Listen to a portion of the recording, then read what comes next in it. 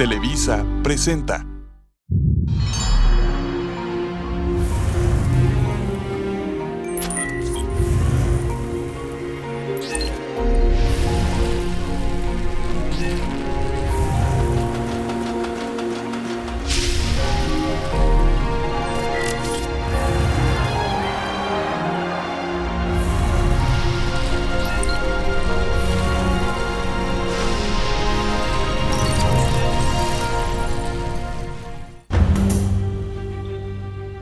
México adoptó el federalismo en 1824, reconociendo así la libertad y soberanía de los estados que lo conforman.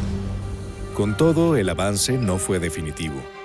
Por más de 4 décadas el país se debatió entre esta forma de organización y la centralista, que sujetaba a los estados al control de los poderes de la nación. Ni siquiera el restablecimiento definitivo de la República Federal en 1867 terminó con esta lucha.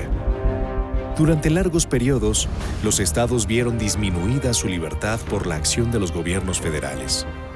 Irónicamente, el mismo comportamiento de la federación hacia los estados se repetía entre estos y los municipios. La desaparición del régimen del partido hegemónico al final del siglo XX dio nueva libertad de autogobierno a los estados. Sin embargo, el tránsito hacia un nuevo y verdadero federalismo se ha visto plagado de incidentes irregulares y de corrupción, lo que ha puesto nuevamente en riesgo esta conquista.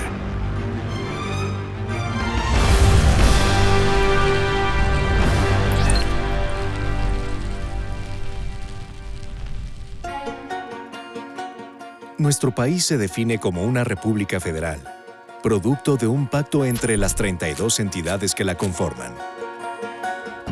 Los estados son libres y soberanos en su régimen interior, salvo por las competencias que voluntariamente ceden a la federación. La Ciudad de México es un caso especial entre las entidades federativas. Como capital del país y sede de los poderes federales, su naturaleza es distinta y su soberanía está limitada.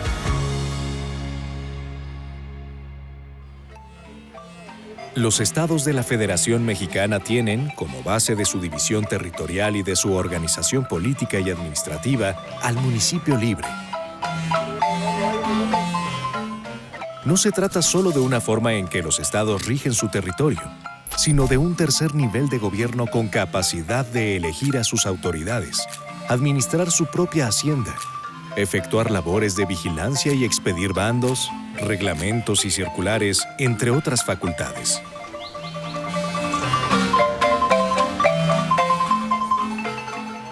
El fundamento del federalismo es la descentralización de la autoridad del Estado Nacional. Bajo esa concepción, el municipio libre es una figura indispensable en la organización política de nuestro país, que encarna el contacto directo y natural del gobierno con la población y articula los intereses locales con el Estado al que pertenece y con los de la nación entera.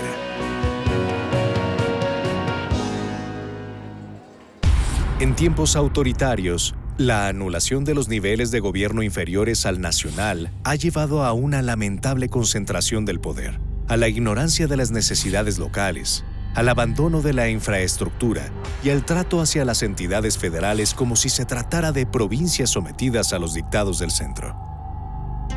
En un país que aspira a ser verdaderamente libre y democrático, el respeto al federalismo y al municipio libre son una garantía de que el poder se comparte para acercarlo a los ciudadanos.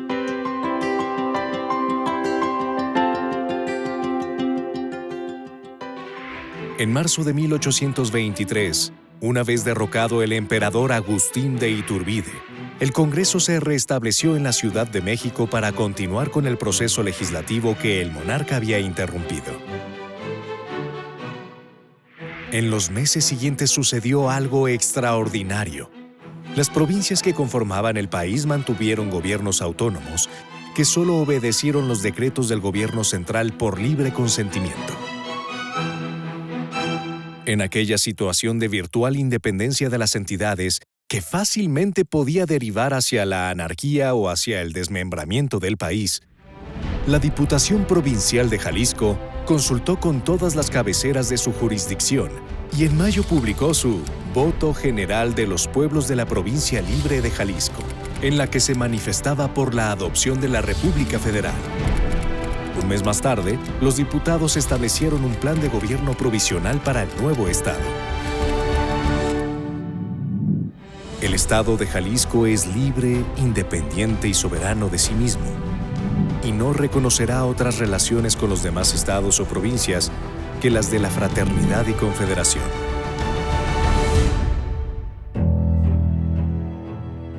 Las provincias de Zacatecas y Yucatán se adhirieron pronto al proyecto jalisciense. Aunque al interior del Congreso Nacional todos coincidían en adoptar una forma republicana de gobierno, subsistía aún la opción de darle una ordenación centralista. Las presiones de las diputaciones provinciales obligaron finalmente a una declaración a favor de la República Federativa y a la convocatoria a la elección de diputados para un nuevo Congreso Constituyente.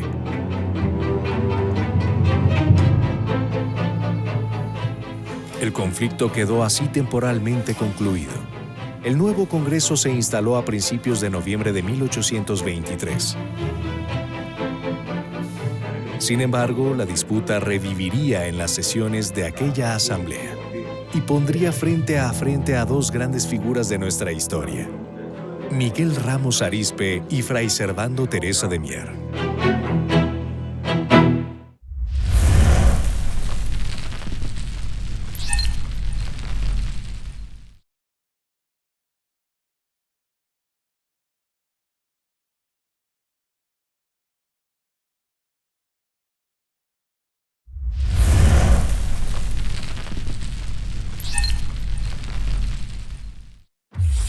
Miguel Ramos Arizpe, diputado al Congreso Constituyente de 1823, había acumulado una apreciable experiencia legislativa como representante de la Nueva España ante las Cortes de Cádiz en el decenio anterior.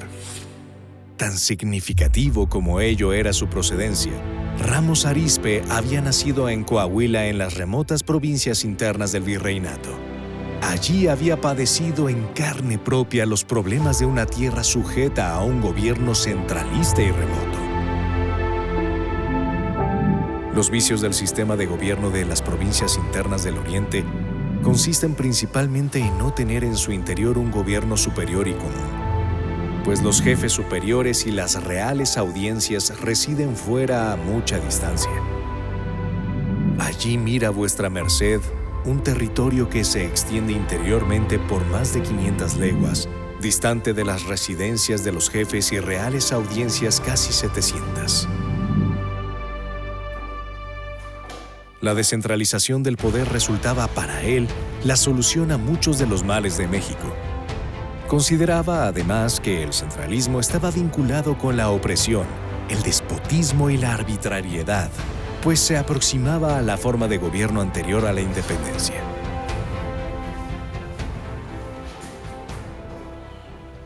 Como presidente de la comisión encargada de elaborar un proyecto constitucional, Ramos Arizpe presentó al Congreso el Acta Constitutiva de la Federación Mexicana. En ella propuso como forma de gobierno la República Representativa Popular Federada. En el establecimiento de gobiernos y poderes de cada estado, no ha querido la Comisión sino fijar y reducir a la práctica los principios genuinos de la forma de gobierno general ya adoptada, dejando que los poderes de los mismos estados se muevan en su territorio para su bien interior en todo aquello que no pueda perturbar el orden general, ni impedir la marcha rápida y majestuosa de los poderes supremos de la Federación.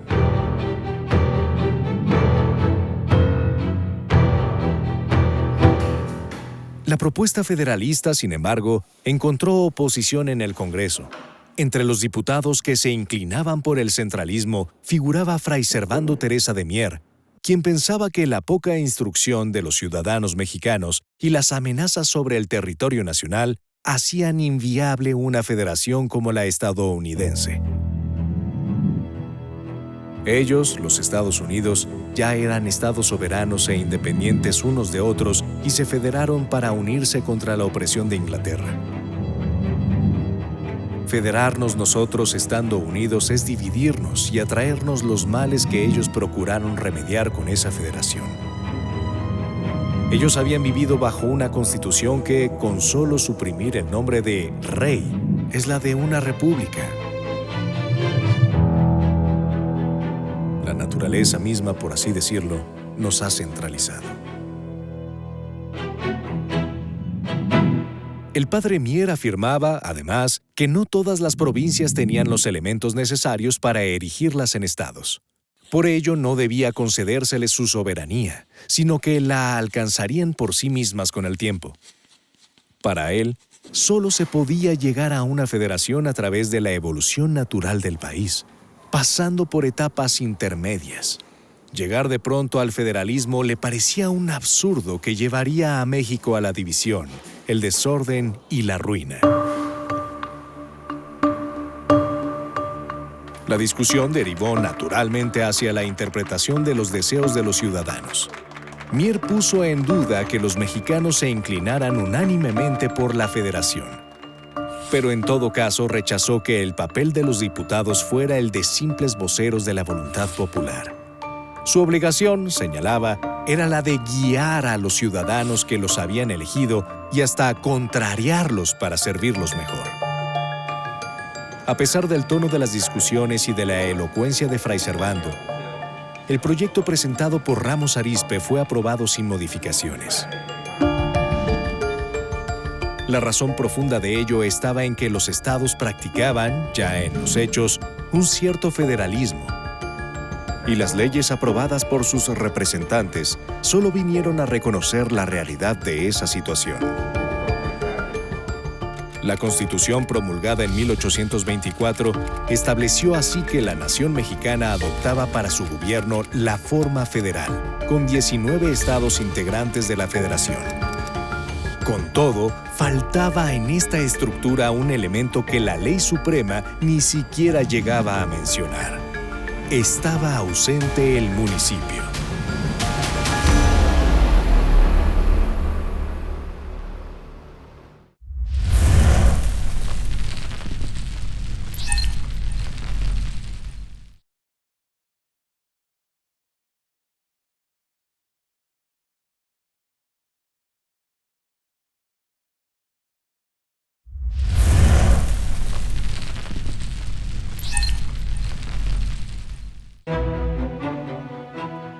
Aunque la Constitución de 1824 estableció el régimen federal en el país, no abordó en absoluto el tema municipal, dejando a los estados en libertad de organizar su gobierno y administración interior.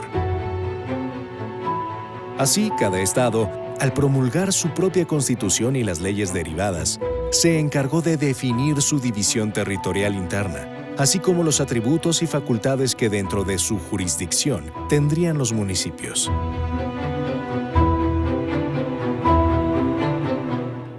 Siguiendo en cierta medida lo dispuesto en la Constitución de Cádiz de 1812, casi todas las constituciones estatales instauraron una figura intermedia entre el gobierno del Estado y los municipios. Se trataba de los jefes políticos o prefectos, autoridades nombradas por los gobernadores en las que descansaba el control y la tranquilidad de los municipios. El municipio quedaba así disminuido en sus funciones y relegado por la acción de autoridades que lo supervisaban. En 1835, ya inmerso el país en la larga etapa de inestabilidad que vivió hasta el Porfiriato, abandonó el federalismo, al que consideraba culpable de todos sus males, para establecer la República Central. Toda la República se halla convencida de que la continuación de los males públicos trae su origen de nuestra viciosa organización social, que la nación adoptó seducida por el deseo de imitar el régimen político de los Estados Unidos del Norte, sin prever las desgraciadas consecuencias que debía producir la violenta división, en partes heterogéneas, de una masa que la naturaleza había hecho homogénea y compacta. La división territorial conformada por estados cambió por otra fundada en departamentos, con gobernantes que serían designados por el gobierno central. Las leyes constitucionales de 1836 y las bases orgánicas de 1843 reemplazaron a la Constitución de 1824 como ley suprema.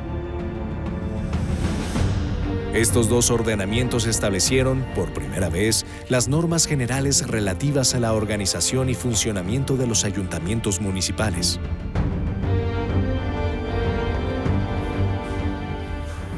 En el fondo, no se trataba tanto de un reconocimiento a favor de este nivel de gobierno, pues continuaría sometido a las prefecturas, sino de un afán por uniformar y centralizar su conformación.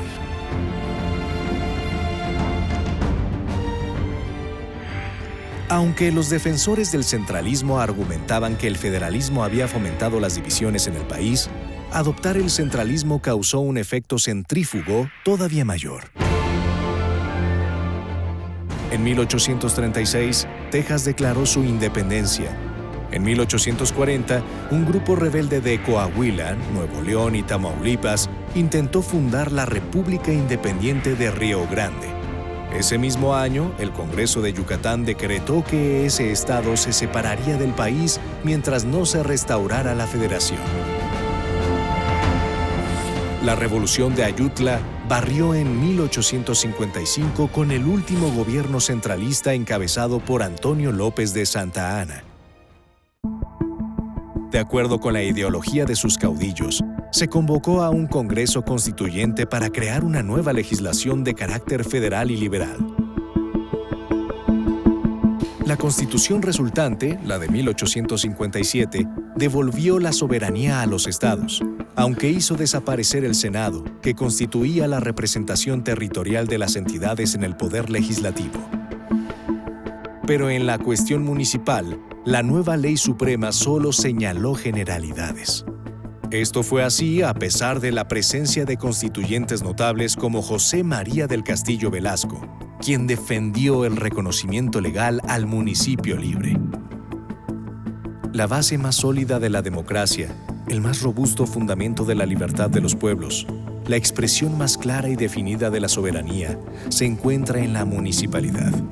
Conveniente habría sido que la Constitución de 1857 hubiera garantizado la libertad municipal y la independencia y unión de las municipalidades para formar los estados, así como está garantizada la libertad del Estado y la independencia y unión de ellos para formar la Federación Mexicana.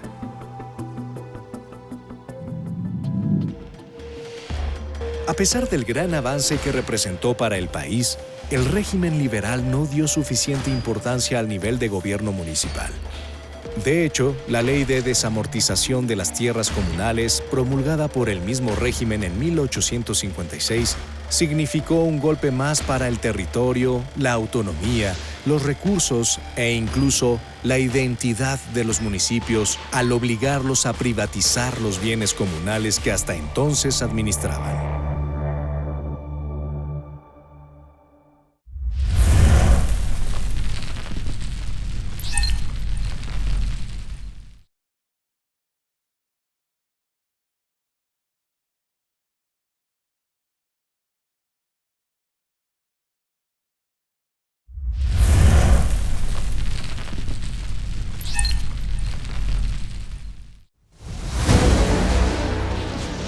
Las guerras de reforma y contra la intervención francesa se sostuvieron con el apoyo de diversos caudillos locales a través de la Guardia Nacional, lo que llevó a un fortalecimiento del poder regional frente al centro.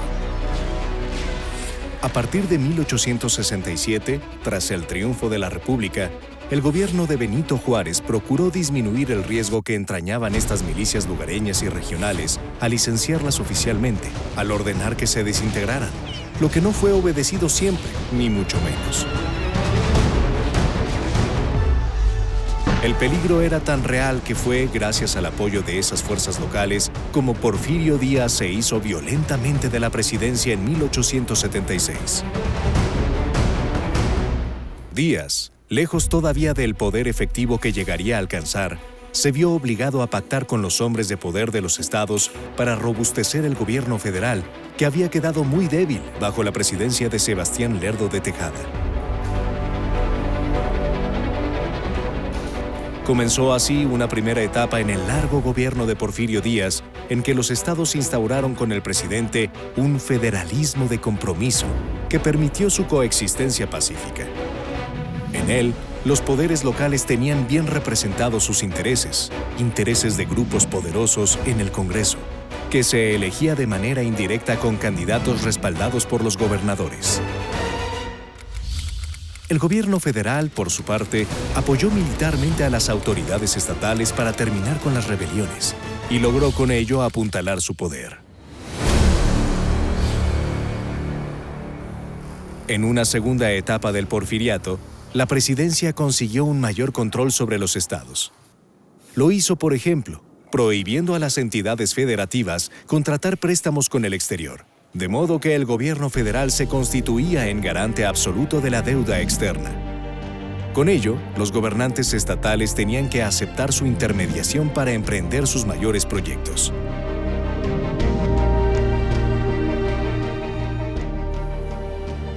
El federalismo de compromiso cambió así por un federalismo de colaboración, especialmente con la llegada al poder de una nueva generación de gobernadores que debía su elevación al apoyo del presidente de la República.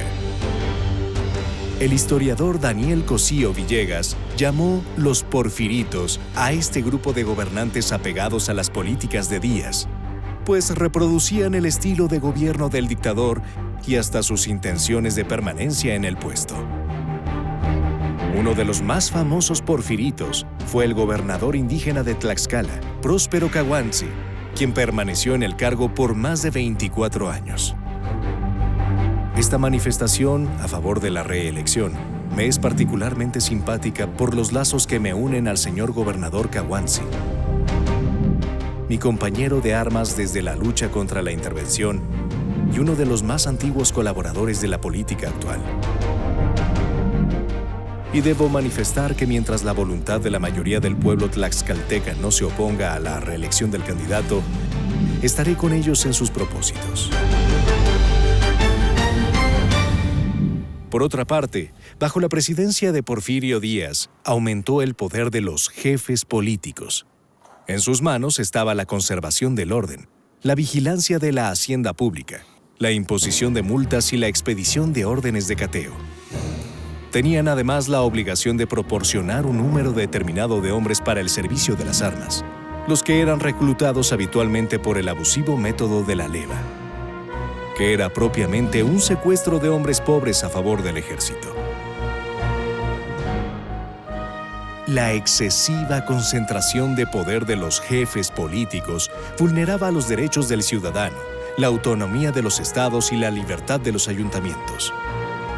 Las jefaturas políticas ahogaron la vida municipal a tal grado que incluso los juristas cercanos al régimen, como el licenciado Miguel S. Macedo, denunciaron su grave situación. A las restricciones que los ayuntamientos tenían de someter a la aprobación de los jefes políticos todos sus actos, se agregaba la de tener que desempeñar sus funciones precisamente con los procedimientos y el personal de antemano fijados por la autoridad superior. La mezquindad de los poderes confiados a los ayuntamientos no pudo ser más patente. Jamás el municipio entre nosotros fue ni un verdadero poder, ni siquiera una institución distinta y separada. El municipio, que teóricamente debía representar la expresión de la voluntad local para el autogobierno, se había convertido en una autoridad casi puramente burocrática, sujeta a las órdenes del jefe político, el gobernador del estado y, en última instancia, del presidente de la República.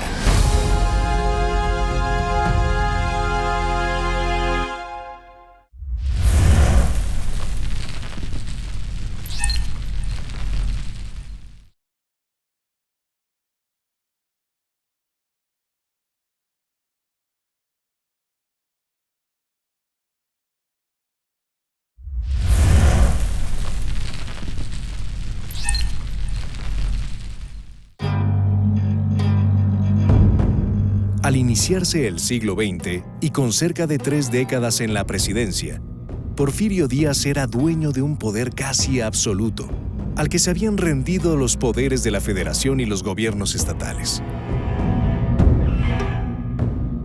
Pero, a pesar del control que ejercía sobre el país, comenzaba entonces a surgir una oposición que señalaba con claridad los males de su gobierno.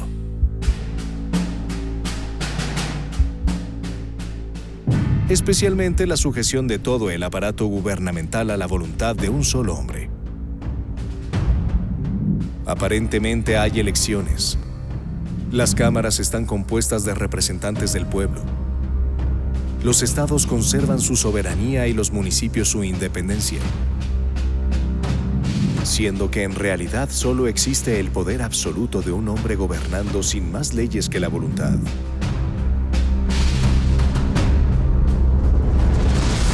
Francisco I. Madero, un rico hacendado de Coahuila, conocía de primera mano el problema que representaba para la democracia el férreo control que el gobierno ejercía hasta en el más pequeño y apartado municipio.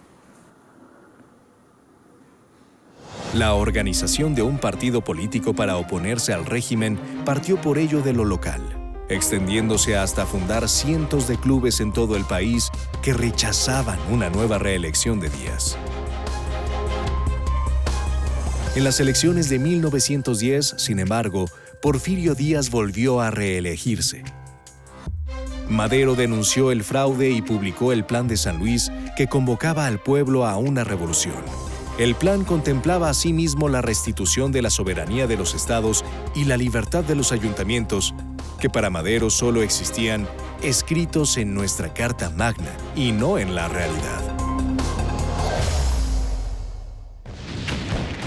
La violencia e inestabilidad de los años revolucionarios mantuvieron esas ideas sin materialización posible.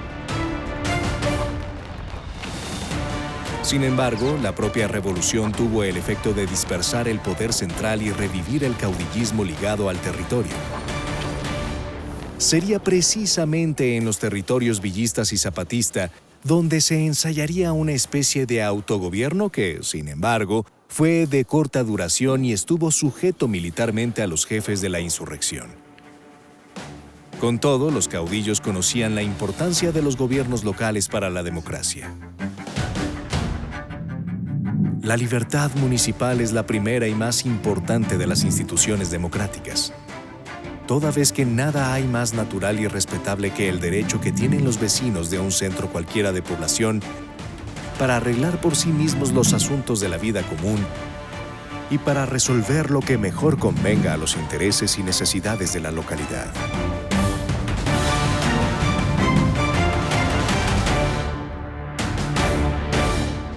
En diciembre de 1914, el primer jefe de la revolución, Venustiano Carranza, promulgó en Veracruz la Ley de Libertades Municipales con el fin de establecer el municipio libre como la base de la división territorial y de la organización política de los estados de la Federación.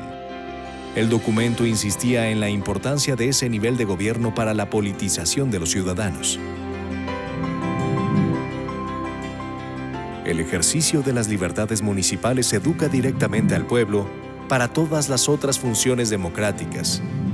Despierta su interés por los asuntos públicos, haciéndole comprender, por la experiencia diaria de la vida, que se necesita del esfuerzo común para lograr la defensa de los derechos de cada uno y para que la actividad libre de los ciudadanos goce de protección y amparo.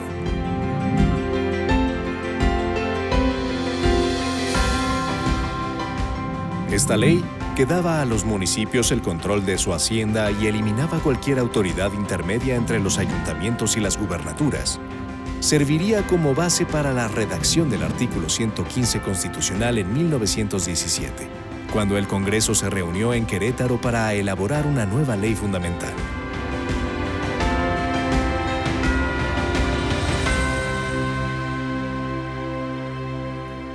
De manera contraria a la búsqueda de la libertad municipal, los diputados constituyentes no intentaron moderar el centralismo heredado del porfiriato, e incluso lo reforzaron con un poder ejecutivo que tendría mayores atribuciones.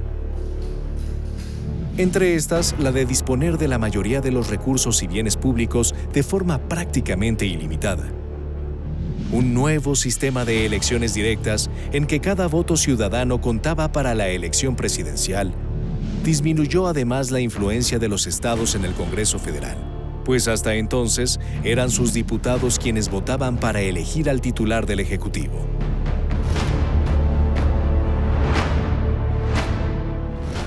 La tendencia centralizadora del poder político cobraría mayor importancia en los años que siguieron a la promulgación de la Constitución de 1917. Guardar la Constitución política. Las disposiciones que establecían la posibilidad del Estado Nacional para establecer monopolios, la Rectoría Económica del Estado, la jurisdicción federal de las decisiones en materia agraria y laboral, entre otras, condujeron a la expansión del gobierno federal y a un sistema en que dominaba el presidente de la República.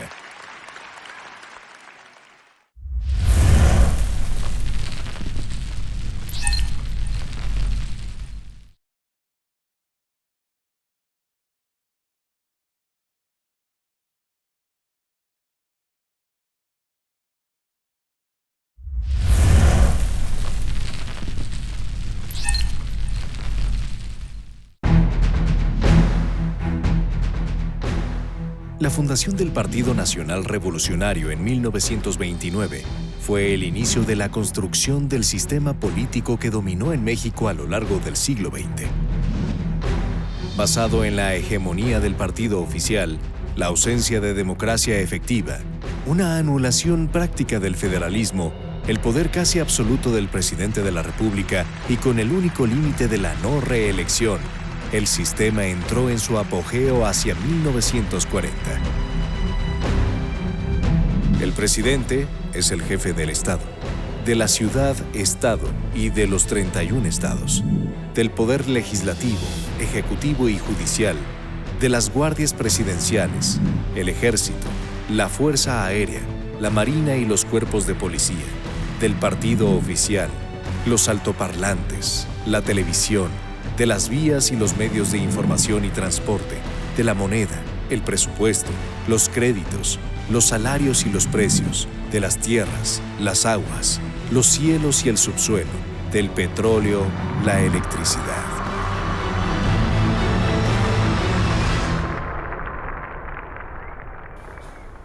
A pesar de que la Constitución establecía claramente un sistema federal de gobierno, el presidencialismo llevó en los hechos al centralismo.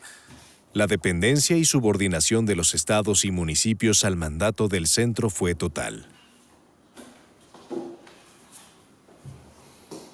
4 vías sostenían el centralismo. La primera era la del control político, concentrado y disciplinado por el partido oficial. La segunda estaba dada por las sucesivas reformas que otorgaron a la Federación incontables funciones que anteriormente realizaban los estados. La tercera vía estaba en la creación de numerosas agencias, institutos y empresas paraestatales que invadían las esferas de competencia locales. La cuarta y última vía fue la más importante de todas. El gobierno federal se reservó el cobro de la mayor parte de los impuestos para luego repartirlos, siempre de manera insuficiente, entre estados y municipios. Esto los obligaba periódicamente a negociar mayores montos.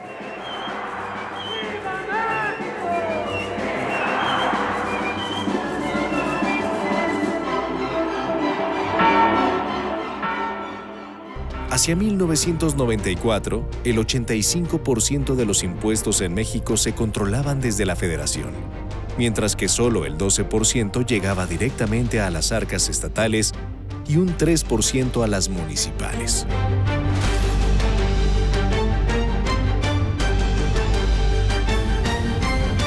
Este centralismo extraoficial representaba uno de los principales obstáculos para el desarrollo de las regiones y localidades del país. De ahí que los primeros avances de la oposición se dieran precisamente en el ámbito más cercano a la gente, el municipal. Con respecto a lo cual el Partido Acción Nacional, el PAN, dirigió su acción desde 1939.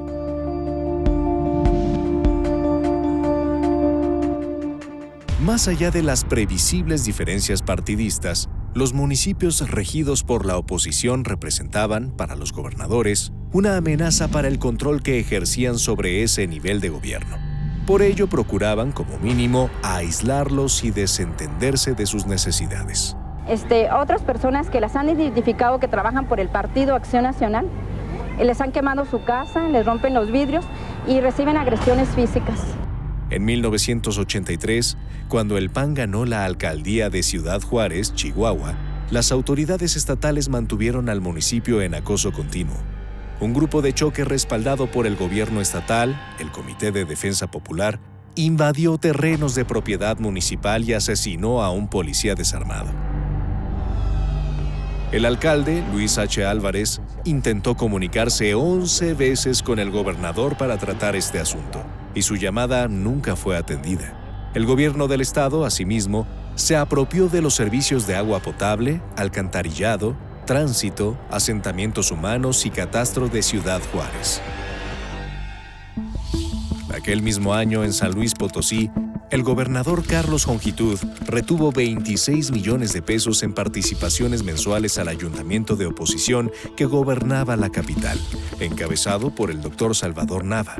Como consecuencia, la Comisión Federal de Electricidad cortó el servicio a la administración municipal y el servicio de limpia dejó de funcionar. Nava convocó a una manifestación que reunió a más de 10,000 personas para exigir la entrega de los recursos, y el gobernador respondió enviando a todos los elementos de seguridad pública y de la 12ª zona militar para intimidarlos. El alcalde se vio obligado a acudir a la Ciudad de México y solo la mediación de la iniciativa privada consiguió que el presidente ordenara la entrega del dinero.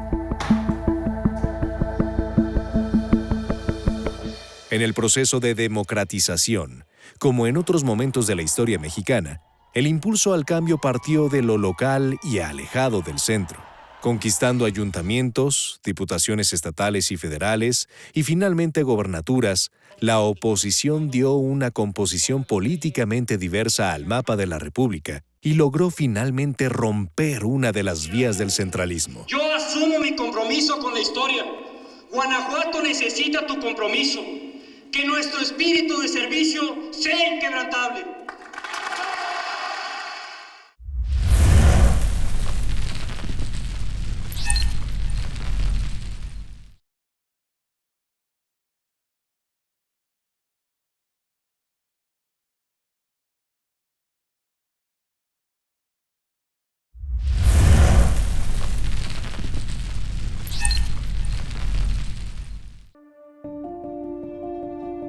En diciembre de 1994 se llevaron a cabo una serie de reformas constitucionales propuestas por el presidente Ernesto Zedillo que se enfocaban en transformar el Poder Judicial.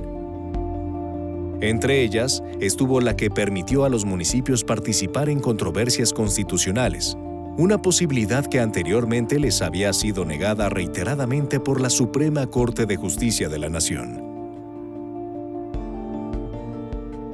Las controversias constitucionales son el medio de resolver conflictos que suponen la intromisión de un poder en el ámbito de otro, o la inconstitucionalidad de sus acciones. Antes de que se permitiera a los municipios tener parte en ellas, estaban sujetos, sin defensa posible, a los atropellos de los gobiernos de los estados y la federación. Algunos casos recientes muestran el alcance de esta reforma en beneficio del autogobierno. En noviembre de 2020, la Corte declaró inconstitucional la intervención del Congreso de Veracruz en el municipio de Mixtla, ordenando la restitución de las autoridades que habían sido depuestas por un decreto de desaparición de poderes. Asimismo, en abril de 2021, el Ayuntamiento de Puebla obtuvo la suspensión del decreto con el que el gobernador del estado intentó asumir el mando de la Policía Municipal. A pesar de esto, el municipio sigue siendo uno de los temas pendientes para el desarrollo de un auténtico federalismo.